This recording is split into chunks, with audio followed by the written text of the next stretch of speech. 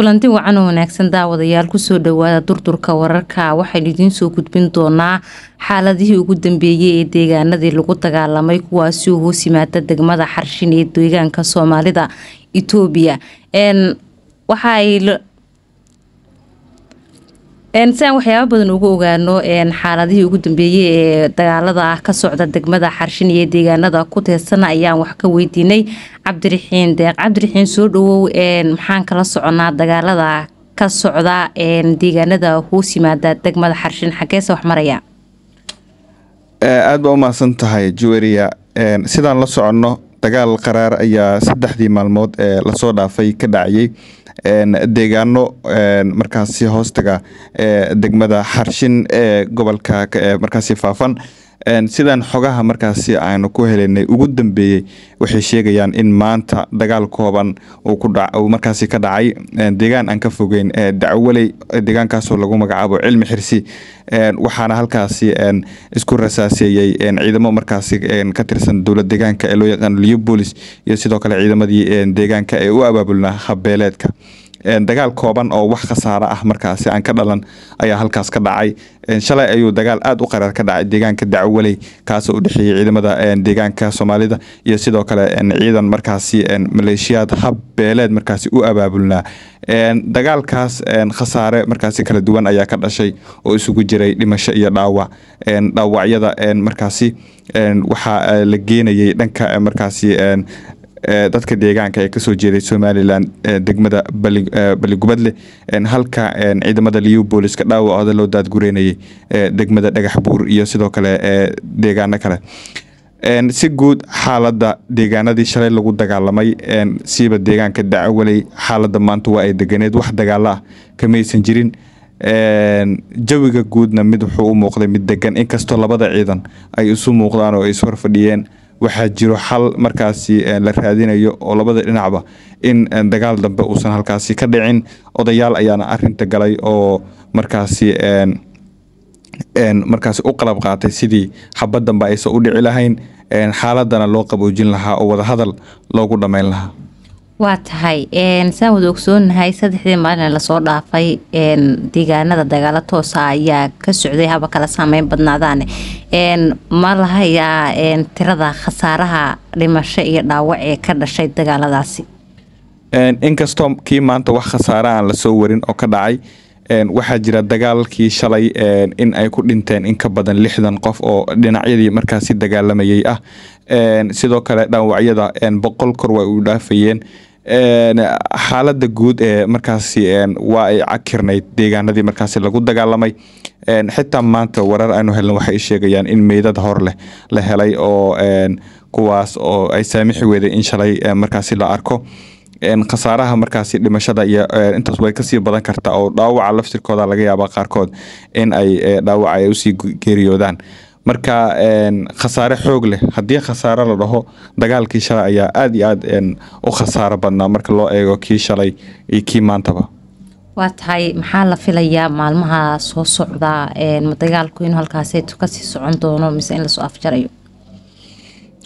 komishineerka guud ee booliiska markaasi lagu naanayso Gafaydhe oo soo gaaray degmada Yoocaale markaasi gobolka Jarar waxa uu sheegay in ay markaasi la dirirayaan isla markaana ay soo afjarayaan wax uu ugu yeeray argagixiso oo xadka ka soo talaabay. waxaana markaasi warar aanu helnay ay markaasi sheegayaan in taliyaha iyo sidoo kale ciidamo xoog leh oo markaasi loo arkay in ay gurmad yihiin in ay soo gaareen degmada Yoocaale. dhanka kalena ciidamada deegaanka ee markaasi Yoocaale ee dagaalka kula jira ciidamada Liyo Police dhankooda waxay heleen gurmad xoog leh oo ilaa Hargeysa iyo sidoo kale deegaano kale oo Somaliland ka tirsan iyo degmada Xarshin ba uga imaanayay. sidoo kalena waxaa jira markaasi gurmadyo xoog leh oo labada dhinac iyadoo wada hadal uu socdo iyo haddana dhinacyada wali waxay helayaan gurmadyo. sidoo kale dagaalkii maanta waxaan xogta ku helnay in sababteeda uu lahaa hub culus oo markaasi ay tijaabinayeen ciidamadii habeeleedka u abaabulnaa.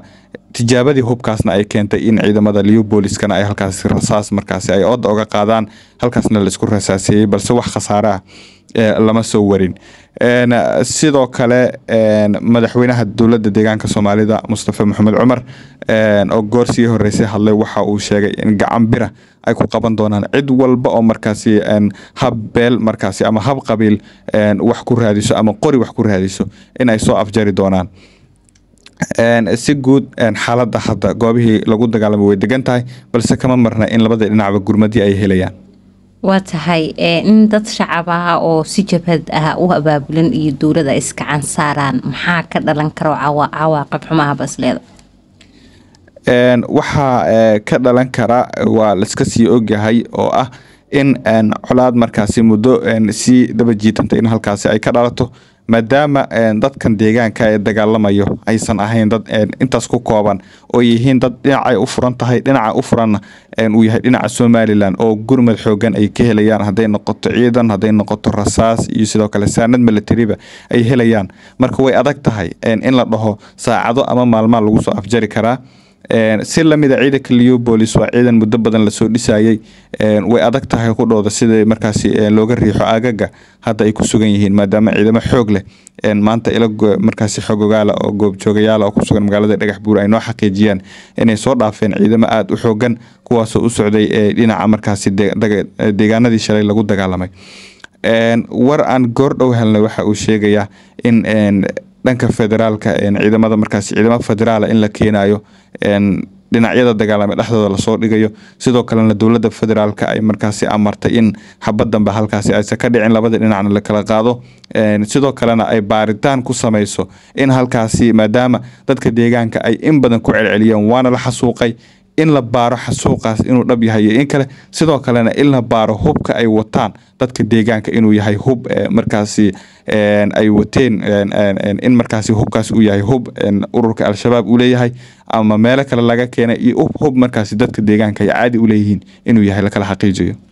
waa tahay sida aad ka dhawaajisay arinta waxaa soo faragelisay dowladda federaalka haddii arintaas halkaasi kasii socoto ciidamo federaal ah la keeno deegaanka maxaa laga filaya halkaasi?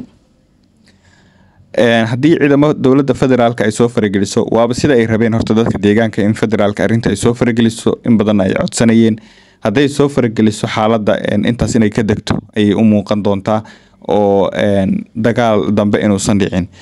laakiin haddii ay wax isbedeli waayaan oo waanta socoto odayaasha labada dhinac ee arintaasi galay ay markaasi wax natiijo ka soo bixi weydo waxay u muuqataa in mar kale la isgacan saari doono. arintan ayaa salka ku hayso mid kale joorey waxa xusid mudan inay salka ku hayso muran arrimo muran dhuleed oo markaasi dadka deegaanka oo qabaa'il laba qabiil oo ka soo kala jeedaba aan dhahno Somaliland iyo sidoo kale dowlad deegaanka ay isku qabsadeen markaasi dhul deegaan oo aan ka fogeyn deegaanka Dacwaley iyo sidoo kale ama si guudba hoostaga degmada Xarshin. arintaas muddo soo jiitameysay dilal yani ka dhashay arintaas waxay sababtay in si toos ah ay isu gacan saaraan dadka deegaanka oo hubkoodii la soo baxay iyo ciidamadii dowladda deegaanka.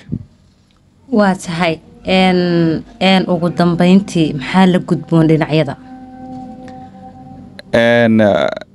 si guud dhinacyada haatan isku haya deegaanadaas waxaa la gudboon in ay xalka nabad ku raadiyaan sababtoo ah ugu dambeyn heshiis unbaa imaan doona laakiin heshiiska waxba ma taraayo marka 100% xagga ka dhimato wax macnaha ma soo kordhinaya. marka aniga ahaanteeda hadda ay weydiiso waxa ila quman in labada dhinacba ay markaasi ka tanaasulaan waxyaabaha la isku hayo lana fiiriyo ehelnimada iyo walaalnimada iyo sidoo kale Soomaalinimada in la fiiriyo waayo Ethiopia yaad ku dhex nooshahay Ethiopiana Soomaali ma kala jecla oo dhamaantood cadow ayaa adiga Soomaaliga ah hadhow bari idama kala taqaano cadow ayaad u wada tihiin. marka in idinka dhexdiina islaysaan wax macnaha ma keenayso wax sameynayo waa Soomaalinimada in waxyaabaha yarka la isku hayo khasaarahan in intaas lagu ekeeyo intaas inuu ka badan wax walbana wada hadal lagu dhameeyo aniga ahaanteeda ay ila tahay.